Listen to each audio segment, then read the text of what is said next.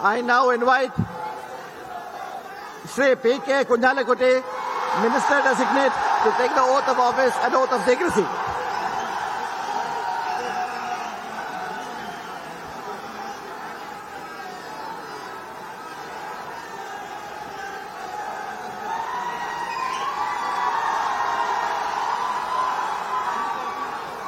കേരളത്തിന്റെ മുഖ്യമന്ത്രിയായി വി.ഡി. സതീശൻ സത്യപ്രതിജ്ഞ ചെയ്ത് അധികാരമേറ്റിരിക്കുന്നു. ഗവർണർ സത്യവാചകം ചൊല്ലിക്കൊടുത്തു. അത് ഏറ്റുപറഞ്ഞു. ദൈവനാമത്തിൽ അദ്ദേഹം സത്യപ്രതിജ്ഞ ചെയ്തിരിക്കുന്നു. ഇപ്പോൾ വേദിയിലുള്ള വിശിഷ്ട വ്യക്തികളെ അദ്ദേഹം വേദിയിലുള്ള വിശിഷ്ട വ്യക്തികളുമായി അദ്ദേഹം കൈകൊടുത്ത് അദ്ദേഹത്തിന്റെ ഇരിപ്പിടത്തിലേക്ക് മടങ്ങുകയാണ്.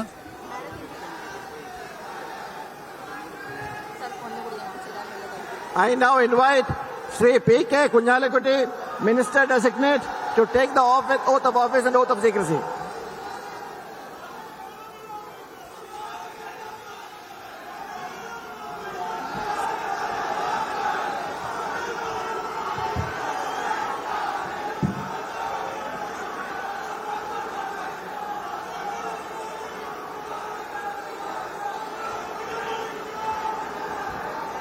ഞാൻ പി.കെ. കുഞ്ഞാലിക്കുട്ടി എന്ന ഞാൻ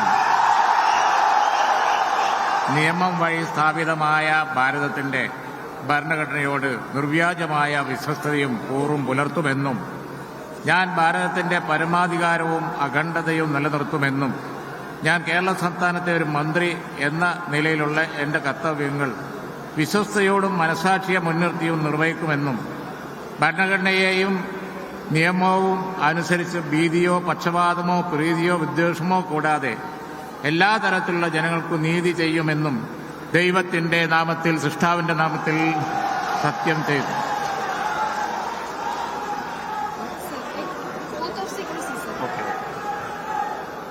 ഞാൻ പി.കെ. കുഞ്ഞാലിക്കുട്ടി എന്ന ഞാൻ കേരള സംസ്ഥാനത്തെ ഒരു മന്ത്രി എന്ന നിലയിൽ എന്റെ പരിഗണനയിൽ കൊണ്ടുവരുന്നതോ എന്റെ അറിവിൽ വരുന്നതോ ആയ ഏതെങ്കിലും വിഷയം അങ്ങനെയുള്ള മന്ത്രി എന്ന നിലയിലുള്ള എന്റെ കർത്തവ്യങ്ങളുടെ മുറപ്രകാരമുള്ള നിർവഹണത്തിന് ആവശ്യമാകുന്നതൊഴികെ ഞാൻ ഏതെങ്കിലും ആളുകൾക്കോ നേരിട്ടോ നേരിട്ടല്ലാതെയോ അറിയിച്ചു കൊടുക്കുകയോ വെളിപ്പെടുത്തുകയോ ചെയ്യുകയില്ലെന്ന് ദൈവനാമത്തിൽ സത്യം ചെയ്യുന്നു.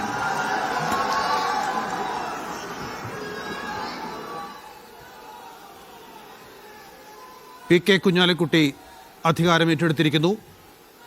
വ്യവസായം, IT വകുപ്പുകളാണ് അദ്ദേഹത്തിന് എന്നാണ് മനസ്സിലാക്കുന്നത്. വകുപ്പുകൾ ഇനി പ്രഖ്യാപിക്കേണ്ടതുണ്ട്. മന്ത്രിസഭയിൽ ഇത് അദ്ദേഹത്തിന്റെ 4ാം ഊഴമാണ്. ഇത്തവണ മലപ്പുറം നിയമസഭാ മണ്ഡലത്തിൽ നിന്നാണ് പി.കെ. കുഞ്ഞാലിക്കുട്ടി മത്സരിച്ച് വിജയിച്ചത്. അദ്ദേഹം ഇപ്പോൾ വീണ്ടും മന്ത്രിസഭയിൽ അംഗമായിരിക്കുന്നു. 4 തവണയും അദ്ദേഹം വ്യവസായ വകുപ്പാണ് അദ്ദേഹത്തിന്റെ കയ്യിൽ വന്നിരിക്കുന്നത്.